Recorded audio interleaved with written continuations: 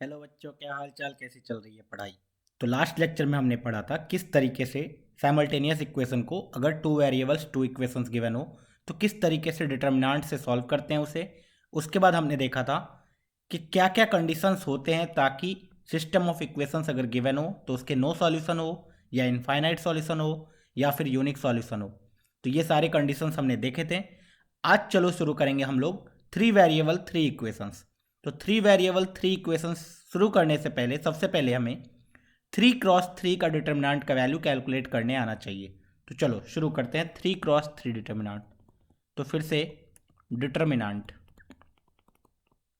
अच्छा, जिन्हें भी टू क्रॉस टू डिटर्मिनेंट का वैल्यू निकालने नहीं आता है वो मेरे पिछले लेक्चर्स देख सकते हैं। यहाँ पे मैं एक बार फिर से रिवाइंड करा देता हूँ कि अगर मेरे पास ए बी सी डी इस टाइप का कुछ लिखा हो तो इसकी जो वैल्यू होती है वो होती है A D minus C B या बी सी, कुछ भी बोल लो।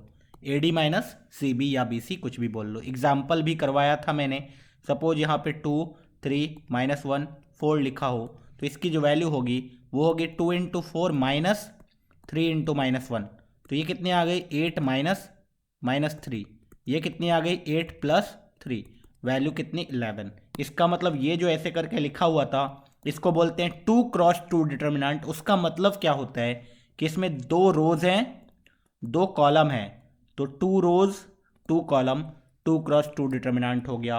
वैल्यू बहुत ही ईजिली कैलकुलेट हो चुका है। इसी का यूज करके हमने लास्ट लेक्चर में देखा था किस तरीके से सॉल्यूशंस लिखते हैं टू क्रॉस टू डिटर्मिनेंट के हेल्प से। और उसके बाद हमने सारे कंडीशंस भी डिराइव किए थे कि कब नो सॉल्यूशन होगा, कब यूनिक सॉल्यूशन होगा, ये सारी चीजें पता चली थी। ठीक है, चलो अभी थ्री क्रॉस थ्री डिटर्मिनेंट निकालने सीखते हैं। बहुत ही सिंपल है, आसानी से हो जाएगा। ठीक है, चलो सुनना ध्यान से। थ्री क्रॉस थ्री का मतलब इतना तो पता ही चल गया कि तीन रोज तीन कॉलम। ओके, अगर तीन रोज है तो मैं इसे नाम दे देता हूं A one A two A three. ठीक है, चलो मैंने नाम दे दिया B one B two B three, और एक नाम दे दिया C one C two C three. अच्छा, ये जो है थ्री क्रॉस थ्री डिटर्मिनेंट है ना। इसमें कितने रोज तीन रोज, कितने कॉलम तीन कॉलम। तो थ्री क्रॉस थ्री डिटर्मिनेंट हो गया। इसकी वैल्यू निकालने आनी चाहिए हमें, क्योंकि ये बहुत ही ज़्यादा इंपॉर्टेंट है। आगे भी जो चैप्टर्स हम लोग पढ़ेंगे कोऑर्डिनेट ज्योमेट्री वगैरह उसमें यूज आएगा ये। ठीक है, तो देखो थ्री क्रॉस थ्री डिटर्मिनेंट कैसे निकालते हैं, स्टेप वाइज याद रखना। सबसे पहले तुम्हें क्या करना है कि पहले रोज को देखना, ज़्यादा अभी दिमाग नहीं लगाना है। बाद में एक डिटर्मिनेंट चैप्टर पूरी अच्छी तरीके से पढ़ेंगे तब तो बहुत सारी प्रॉपर्टीज पढ़ेंगे डिटर्मिनेंट का। लेकिन अभी हमें सिंपल बेसिक अगर डिटर्मिनेंट लिख दे तो उसको कैलकुलेट करने आना चाहिए कि इसकी वैल्यू कितनी होगी। ठीक है, जैसे ऊपर हमने कैलकुलेट किया। तो देखो तुम्हें क्या करना है, पहले रोज को देखो। पहले पहले रोज को देखोगे तुम्हें क्या करना है, ऊपर में एक प्लस साइन दे देना खुद से, या फिर माइंड में भी रख सकते हो या दे देना, माइनस दे देना फिर प्लस दे देना। ठीक है, या तो तुम खुद में ये दिमाग में याद रख सकते हो या फिर तुम वहां पे रिप्रेजेंट कर देना प्लस माइनस प्लस। ठीक है, अब देखना होता क्या है। तुमने क्या किया, तुम्हें ये करना है सबसे पहला स्टेप ए वन, पहले रो को देखो, पहला एलिमेंट को देखो ए वन। ए वन के ऊपर क्या है प्लस, मतलब ए वन को लिखो प्लस साइन के साथ। तो बस ए वन लिख दिया प्लस साइन के साथ। क्या लिखना, टू को प्लस साइन के साथ लिखोगे टू ही होगा। ओके, अब अगला स्टेप क्या करना है तुम्हें, तुम्हें ए वन वाले रो को भूल जाना है, ए वन वाले कॉलम को भूल जाना है। अभी बताओ तुम्हें क्या दिख रहा है। तो तुम बोलोगे सर मुझे दिख रहा है B two B three C two C three. तो क्या करना, वो जो B two B three C two C three बचा हुआ है उसका डिटर्मिनेंट कैलकुलेट कर लेना। टू क्रॉस टू डिटर्मिनेंट है ये तो कैलकुलेट करने आता है। चलो अगला स्टेप में क्या करना है, फिर इसको हटा देना है। ओके, अब क्या करना है, तुम्हें देखना है ए टू को। ए टू कैसे लिखोगे तुम, माइनस साइन के साथ। तो माइनस ए टू लिख देना। ठीक है, अब जब तुमने माइनस ए टू लिख ही दिया है तो अब तुम्हें क्या करना है अगले स्टेप में, ए टू जिस रो और जिस कॉलम में है उसको भूल जाना। ए टू वाला रो भूल चुके हैं, ए टू वाला कॉलम भूल चुके हैं। क्या दिख रहा है बचा हुआ, तो तुम बोलोगे सर मुझे दिख रहा है ऐसा कुछ B one B three C one C three. ये तो निकालने आता है हमें। ठीक है, अब क्या करना है अगले स्टेप में? अब तुम्हें समझ में आ गया होगा क्या करना है। क्या करना है बताओ? तुम बोलोगे सर A3 लिख दो। A3 कैसे लिखोगे? तुम्हें पता है प्लस साइन के साथ। अच्छा, प्लस साइन के साथ A3 लिख दिया। उसके बाद क्या करना होगा तुम्हें अब पता चल चुका होगा। A3 वाले कॉलम, A3 वाले रो को भूल जाना है। दिखेगा क्या तुम्हें? सर मुझे दिख रहा है सिर्फ B1, B2, C1, C2, बस ये जो आ गया यही वैल्यू होता है 3x3 डिटर्मिनेंट का। अब इसको और भी सिंप्लीफाई कर सकते हैं। You can write A1 bracket के अंदर, सोचो इसकी वैल्यू कितनी आएगी, तो तुम्हें अभी तुरंत पता है B2 into C3, B2 into C3 minus B3 into C2, minus के साथ A2 लिखना, इसकी वैल्यू कितनी आएगी बताओ? तो B1 into C3 minus C1 into B3 plus A3 तो ऐसे ही लिख दो, इसकी वैल्यू कितनी आएगी? B1 into C2 minus C1 into B2। This means हम लोग ये वाला स्टेप ना भी लिखे तो चलेगा। मतलब कौन कौन सा स्टेप नहीं लिख सकते हैं? पहला कि प्लस माइनस प्लस नहीं भी लिखे, अगर दिमाग में रख ले कि पहले वाले एलिमेंट को प्लस के साथ लेंगे, दूसरे वाले एलिमेंट को माइनस के साथ लेंगे, तीसरे वाले एलिमेंट को फिर से प्लस के साथ लेंगे, तो दिमाग कूल। उसके बाद तुम्हें क्या करना है? पहले वाले एलिमेंट को दिमाग में ही, अगर पेंसिल यूज कर रहे हो तो बहुत ही बढ़िया, नहीं तो दिमाग में इसके रो और इसके कॉलम को ढक दिया। जो बचा B2 C3 B3 C3 इस टाइप का, तो इसको डिटर्मिनेंट में ना लिख के खुद में कैलकुलेट कर लिया B2 into C3 minus C2 into B3। ठीक है, ओके। उसके बाद अगला A2 लिखेंगे तो माइनस के साथ लिखा और फिर A2 वाले रो और कॉलम को ढक दिया। ठीक है, A2 वाले रो और कॉलम को ढक दिया, तो तुम्हें दिख रहा होगा B1 B3 C1 C3 बचेगा। तो ये ना लिख के तुम डायरेक्टली इस स्टेप पे आ सकते हो, B1 into C3 minus C1 into B3। ठीक है, तो ये वाला स्टेप तुम मिस करके डायरेक्टली यहां पे पहुंच सकते हो। तो तुम्हें 3x3 का डिटर्मिनेंट का वैल्यू निकालने आ चुका होगा आई गेस। अगर जिसको भी थोड़ा सा भी डाउट है अभी भी, तो चलो आगे देखते हैं, एग्जाम्पल के थ्रू और भी क्लियर हो जाएगा। चलो फिर से मैं क्या करता हूँ, बेसिक से ही करता हूँ। मेरे पास एक एग्जाम्पल है, सपोज उन्होंने बोला 1 2 3 3 1 1 4 2 1, ये ऐसे ही 3x3 डिटर्मिनेंट लिखा हुआ है। बोला what is the value of this determinant. तो तुमने बोला सर ने बताया है कि पहले वाले एलिमेंट को प्लस के साथ लिखना है, दूसरे वाले एलिमेंट को माइनस के साथ, तीसरे वाले को प्लस के साथ। अब तुम लिखना स्टार्ट करोगे। Sir this can be written as 1 लिखा सर प्लस के साथ, 1 जब लिखा तो उसके रो उसके कॉलम को ढक दिया। मैं पूरा का पूरा स्टेप फिर से कर रहा हूँ, उसके रो उसके कॉलम को ढक दिया। सर मुझे दिख रहा होगा 1 1 2 1, ओके। 2 लिखना है, उसके बाद 2 लिखना है किसके साथ? माइनस के साथ।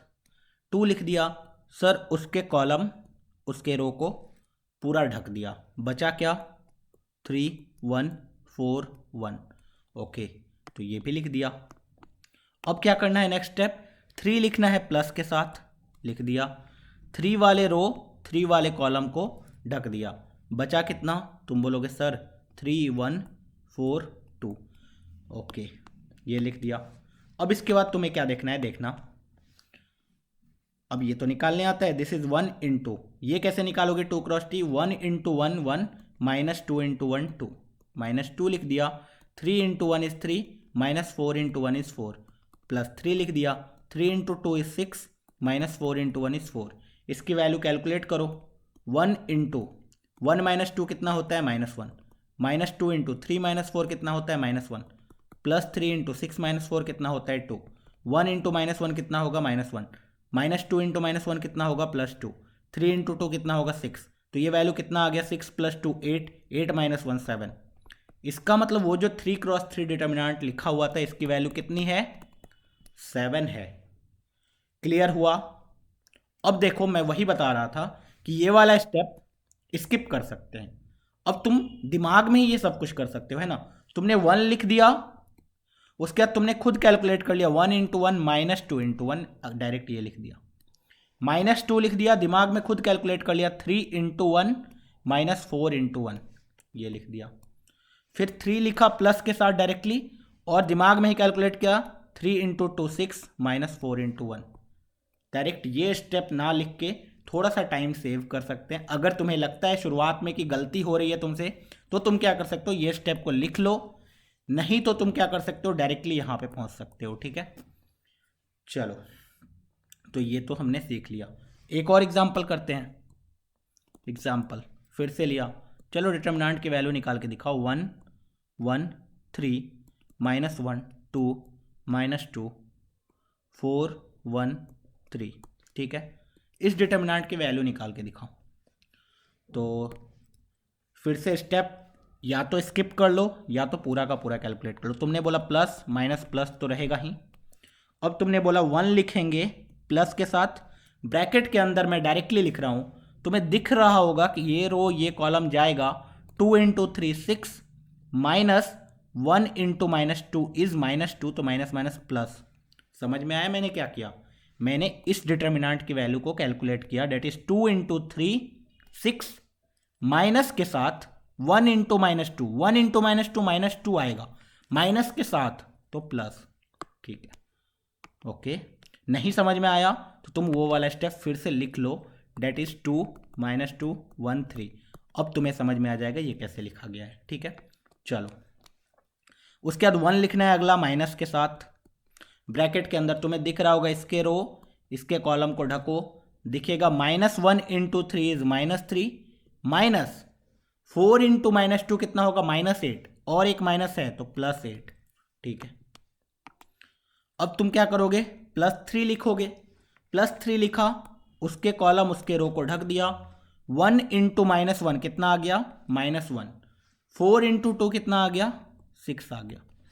डायरेक्ट हमने वैल्यू कैलकुलेट कर लिया, एक स्टेप हमने स्किप कर दिया।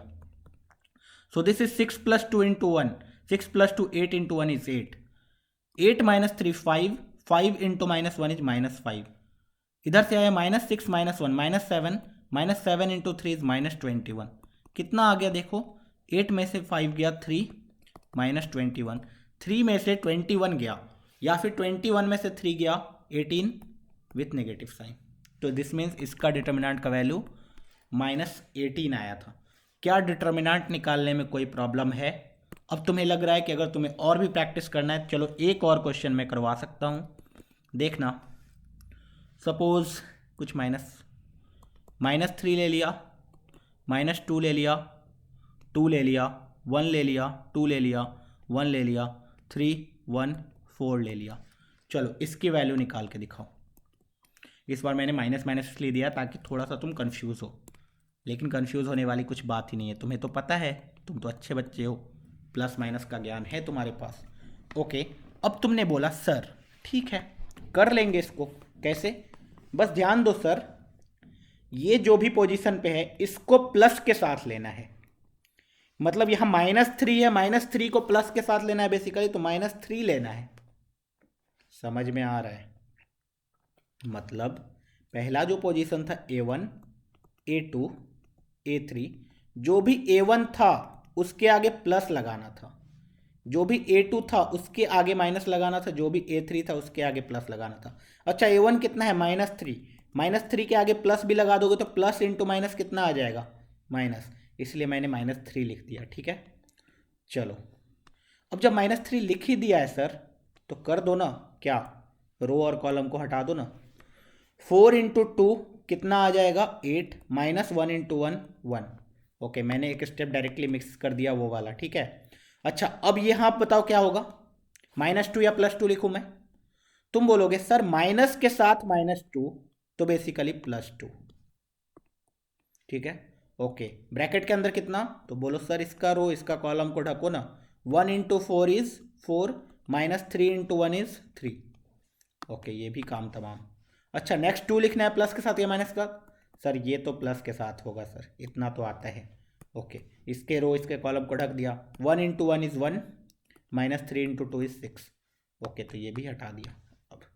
अब देखना ये कितना आ गया, 8 - 1 7, 7 × 3 21 with negative sign, 4 - 3 1, 1 × 2 is 2, 1 - 6 -5, -5 × 2 is -10। Okay, तो ये कितना आ रहा है?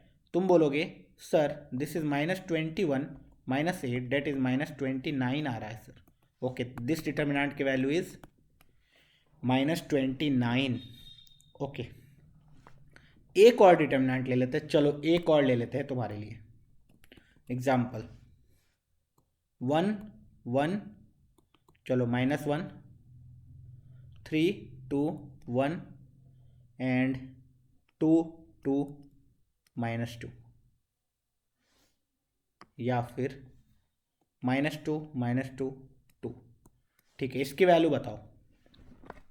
तुमने बोला सर कुछ भी दे दो, ये तो अब हमेशा कैलकुलेट कर सकते हैं, बहुत इजी। क्या? प्लस माइनस प्लस के साथ। अच्छा 1 लिखोगे सर, प्लस के साथ लिख दो। 1 लिखोगे तो इसके रो इसके कॉलम को ढकोगे। 2 इंटू 2 कितना आएगा? 4। माइनस -2 इंटू -1 -2, लेकिन एक माइनस पहले से है, +2। ठीक है, अब 1 लिखोगे तो माइनस के साथ लिखोगे। 1 लिखा तो इसका कॉलम इसका रो खत्म। 3 इंटू 2 6, -2 इंटू -1 6 -2 डेट इज +2, खत्म। उसके बाद 1 लिखा, -1 लिखा प्लस के साथ, डेट इज -1 लिखा। ओके, इसके रोज इसके कॉलम को खत्म किया। 3 इंटू -2 -6, -2 इंटू -2 -4, तो माइनस माइनस +4।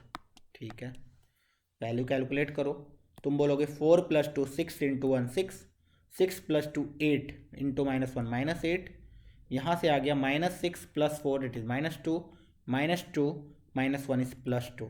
तो ये कितना आ गया? 8 - 8 डेट इज 0 आ गया। ठीक है, दिस मीन्स इस डिटर्मिनेंट का वैल्यू कितना है? 0 है। ओके, तो यहाँ से मुझे दिख रहा है कि लाइफ इजी है, मतलब 3x3 डिटर्मिनेंट निकाल सकते हैं। और बहुत बच्चों का क्वेश्चन ये आएगा, क्या सर 4x4 डिटर्मिनेंट भी निकाल सकते हैं, 5x5 भी निकाल सकते हैं? हाँ निकाल सकते हैं, बहुत ही इजीली निकाल सकते हैं, लेकिन जेई के सिलेबस तक या फिर आईआईटी जेई मतलब इंजीनियरिंग भी करोगे तो वहाँ भी 3x3 डिटर्मिनेंट के आगे हम लोग नहीं जाने वाले हैं। ठीक है, ओके, तो मैं थोड़ी देर में बताऊंगा किस तरीके से वो सारे निकालते हैं। अभी तो एक और क्वेश्चन कर लेते हैं। इतना करवाओगे सर? हाँ कर लेते हैं, ठीक है, कोई बात नहीं, प्रैक्टिस हो जाएगा तुम्हारा। चलो 0 ले लेते हैं, कुछ 0 ले लेते हैं और इधर 2 ले लेते हैं। 3 2 1 5 4 2। अभी देखो इससे फ़ायदा क्या हुआ। अगर ऐसा डिटर्मिनेंट है और इसकी वैल्यू निकालनी है तो तुम क्या करोगे? साफ साफ तुम्हें दिख रहा होगा प्लस माइनस प्लस। लेकिन क्या इस पहले दोनों को लिखने का कोई फ़ायदा है? तुम बोलोगे नहीं। क्यों? क्योंकि 0 लिखोगे उसके बाद कुछ भी आएगा तो वो तो 0 ही बन जाएगा। अगले टर्म में भी 0 लिखोगे उसके बाद कुछ भी आएगा वो तो 0 ही बन जाएगा। दिस मीन्स इस बार तुम्हारा लाइफ और कितना आसान हो गया। देखो, सिर्फ तुम डायरेक्टली 2 लिखोगे प्लस के साथ, ब्रैकेट लोगे, 2 का रो 2 का कॉलम ढका, 3 इंटू 4 12 -5 इंटू 2 10, कितना आ गया? 2 इंटू 2 4 आ गया, मतलब इस डिटर्मिनेंट का वैल्यू इज 4। ओके, तो मैं थोड़ा सा बता देता हूँ, जिस तरीके से हमने 3x3 निकाला उसी तरीके से 4x4 5x4 कुछ भी निकाल सकते हैं। जैसे अगर 4x4 होता, सपोज इस टाइप का A1 A2 A3 A4, इसी तरीके से B1 B2 B3 B4 C1 C2 C3 C4 D1 D2 D3 D4। इसका डिटर्मिनेंट अगर निकालना होता मुझे तो मैं फिर से वही स्टेप फॉलो करता। क्या? Plus minus plus minus. ठीक है, अब तुम क्या करोगे? A1 लिखोगे पहले, A1 को तुमने लिखा प्लस के साथ, A1 के रो A1 के कॉलम को ढक दिया, बचा क्या? तुम बोलोगे sir B2 B3 B4 C2 C3 C4 D2 D3 D4। उसी तरीके से अगला क्या लिखते तुम? A2 लिखते विथ नेगेटिव साइन, A2 लिख देते नेगेटिव साइन के साथ, उसके रो इसके कॉलम को ढक देते, बचा क्या? तुम बोलोगे B1 B3 B4 C1 C3 C4 D1 D3 D4। इसी तरीके से तुम्हें पता चल चुका है अब आगे क्या होने वाला है। प्लस A3 लिखते, A3 के रो A3 के कॉलम को ढक देते, बचता क्या? B1 B2 B4 C1 C2 C4 D1 D2 D4, और अगला इसी तरीके से A4 लिख देते। अच्छा, अगर 5x5 होता तो तुम्हें अब इसके आगे कैसे बढ़ते? तो इसके आगे तो अभी तुरंत सिखाया 3x3 डिटर्मिनेंट कैसे निकालते हैं। अगर 5x5 होता तो ये ऑल्टरनेट प्लस माइनस चलता जाता ऊपर में, प्लस माइनस, अगले वाला आता तो प्लस, फिर अगला वाला आता माइनस, फिर अगला वाला आता प्लस, उसी तरीके से चलता रहता, उसके रो उसके कॉलम को ढकते, फिर अगला वाला उसके रो उसके कॉलम को ढकते और निकालते जाते। लेकिन ये काम का अपना नहीं है। तो इस वीडियो में हमने बेसिकली क्या सीखा, किस तरीके से डिटर्मिनेंट की वैल्यू कैलकुलेट करते हैं। 2x2 डिटर्मिनेंट हमने ऑलरेडी सीख रखा था, फिर भी हमने यहाँ देख लिया। 3x3 डिटर्मिनेंट निकालने सीख लिया। जिसको भी प्रैक्टिस करना है डिटर्मिनेंट का, तो what you can do, class 12th NCERT download कर लेना, ठीक है। PDF कहीं भी अवेलेबल है, इंटरनेट पे अवेलेबल है। 12th का NCERT में एक चैप्टर है मैट्रिक्स एंड डिटर्मिनेंट करके, ठीक है। तो वहाँ से व्हाट यू कैन डू, जो भी डिटर्मिनेंट है उसकी वैल्यू निकालने सीख सकते हो। चलो अब इसका यूज़ करके हम लोग क्या करने वाले हैं, 3x3 इक्वेशन सॉल्व करने वाले हैं, ठीक है।